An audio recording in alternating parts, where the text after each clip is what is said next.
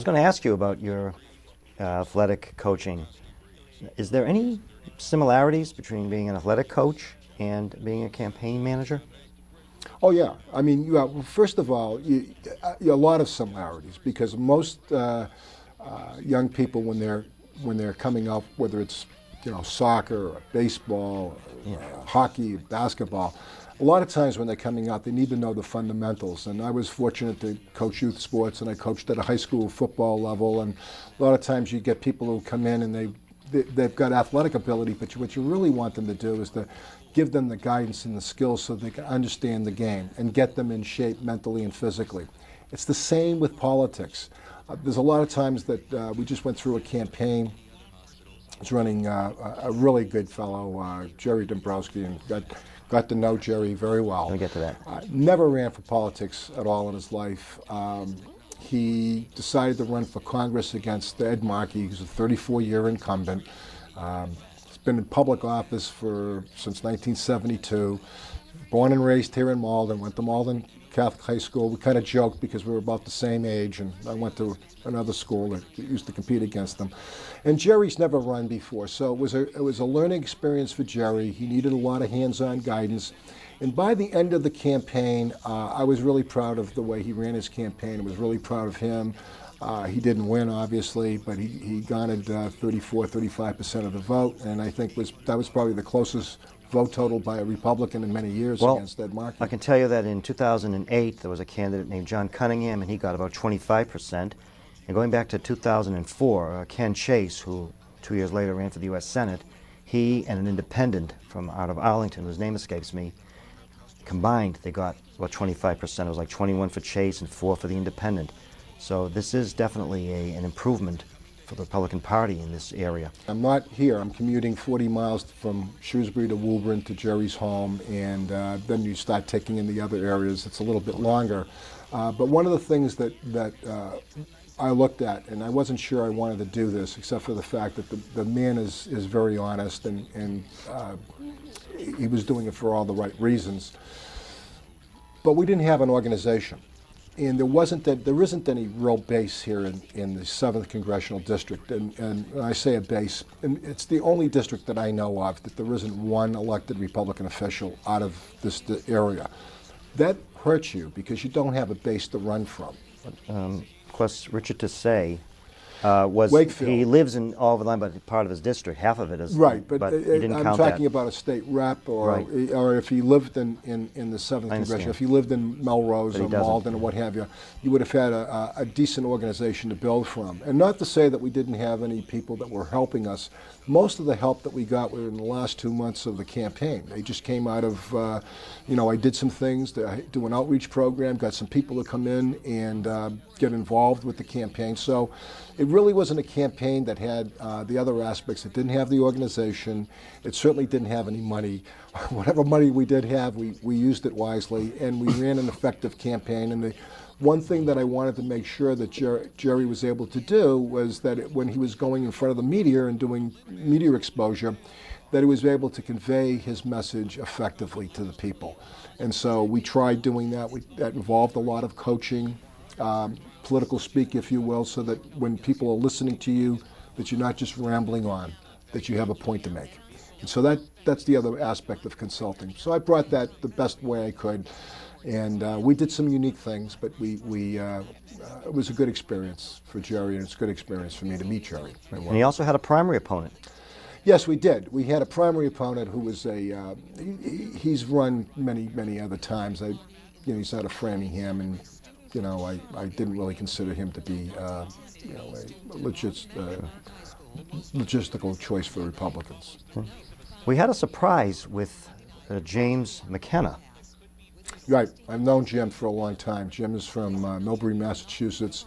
Jim and Jerry are very much alike. This was the first time that he's ever run for public office. Very quiet individual. He's a graduate of St. John's High School in Shrewsbury, which graduates a lot of local politicians from that area, including Tim Murray, Lieutenant Governor. And he decided to step up and challenge and run against Martha Coakley, and did an incredible job with their write-in ballots. Never before has anybody statewide run for office and gone on the ticket with write-ins. But again, Jim's never run before. I didn't get involved too much with that campaign other than afar. And as a result, you really need to start running at that level, a statewide wide level. You really need to start thinking about this a year or two out. You can't be just running in 3 or 4 months away. Right. The first campaign you were involved with was kind of short-lived, is that the right way of saying it, with Christy Myhouse. Without getting into anything that was between you and Mr. Myhouse, but had he gotten the 15% at the convention, the 15% of the delegates on the floor, and been on the primary ballot, do you think that would have any help to Charlie Baker if they had a series of debates? Sure, the campaign had some challenges for obvious reasons, but I was not working against Christie from getting on the ballot. I was hoping that he did get on the ballot. It would have made Charlie's a much better candidate, and there were a number of issues that Christie was running on that weren't brought up in the general campaign, and that's a mistake. I think that Christie's message was good. Maybe the candidate wasn't, but his message was good and accurate. And would have, could have, and should have left town with almost close to maybe. It didn't happen, and as a result, you just didn't get your message out. And I don't think that's the issue at hand. Is we didn't get the message out for Charlie. You and I are both baby boomers. We're both born post-World War II, correct? You would say that. Okay. Yeah. There was a time that the Massachusetts Republican Party was strong during the 1950s, even earlier than the 1940s. Sure. The House of Representatives, when I think it had 240 members up until a certain point, there was, I think, the 40s in the Senate, and Republicans were the majority party up until like 1958, 1955, maybe for the Senate, but there was a change. I mean, even at that time, the names, when you think back of Christian Herter and Leverett Saltonstall, Henry Cabot Lodge, John Volpe, Elliot Richardson, Edward Brooke, they're household names even today, and they were Republicans that won statewide elective office. Plus we had a couple in the House of Representatives in those days. There was Silvio Conti, and there was, I think, Heckler. Margaret Heckler. What was her first name? Margaret Heckler? Margaret Heckler, and you had Cronin up in the North Shore. Okay, so sure. do you know what was the time that, the term jump the shark? When did the Republican Party jump the shark here in Massachusetts that it took this downward plunge, that we started losing more and more elections and losing more and more, enrollment? Well, is there any particular time that you can pinpoint it? I would say there were really two things, but the year that stands in mind with me is 1972, the year that Richard Nixon won 49 out of the 50 states, and the one state that didn't vote for Richard Nixon, and probably rightfully so, was Massachusetts at that particular point in time. And the Republican Party, particularly the congressional delegation, was somewhat hurt by that because you had Watergate coming in.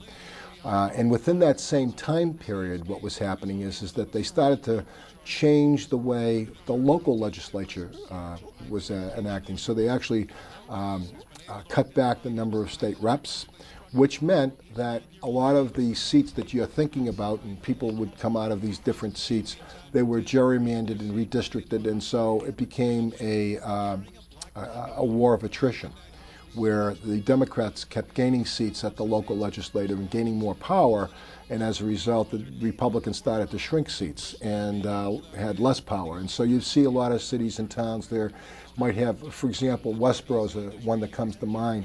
Westboro is a town of about 11,000 people. It has 3 state representatives. They divided it up. And why? Because it's a very Republican town.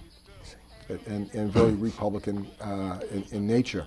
And so rather than having a strong town with one person that could come out of that to run for state rep, they divided it by 3. And that's what you have right now is through the redistricting process, a lot of cities and towns have been carved up so that it's very difficult for people who are Republicans or conservative-minded to run and win.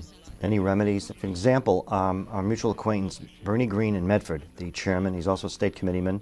He is active with trying to organize TARS chapters That's the Teenage Republicans. Have you been involved in that? I started the first TARS chapter in Massachusetts in Shrewsbury 6 years ago, and it's a wonderful program. I think it's any program to get young people, high school students involved in politics is great.